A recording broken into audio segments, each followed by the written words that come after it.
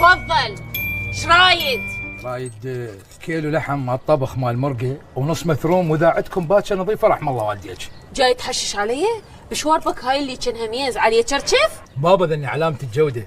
بعدين شو تريدين احكي وياك؟ طالعت لي بطبر وهدومك كلها دم. ماكو شيء، مشاكل عائليه بيناتنا. سيدة مشي عركة عائلية وخلي نروح، لين إذا ندخل راح نتندم. اقول لك لا تدوخني. شرايد؟ احنا شرطه واني كامل مفيد الضابط مال المنطقه، وجتنا 4 شكاوي عليكم: اصوات تعذيب، عويل مستمر، واصوات مشاجره. والله انت ما عندك رجال؟ ذاك الرجلي خاتل بفراشه. هي افتح وراسي فكي وطاوه، افتح وراسي فكي. اهدى ايش بيك ايش بيك؟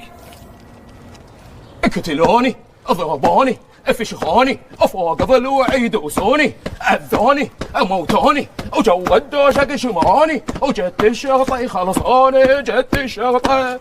بس هذا كاتله موال. لك ابني اني امثل القانون. اهدأ.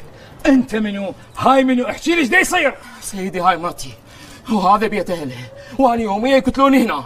لك وانت جابرك على هذا الحكي تطفر؟ طفرت. وش صار؟ خابروني، قالوا لي تعال هك، تعال خلي نتفاهم. انا هنا ما سكتت. ايش سويت؟ دزيت لهم لوكيشن. انا مو قلت لك ما تطلع؟ طب جوا. حاضر. تعال انا مثل القانون، لك تعال يمي. حاضر. قلت لك طب جوا. حاضر. لك لا تخاف منه، حتى تعال يمي. حاضر.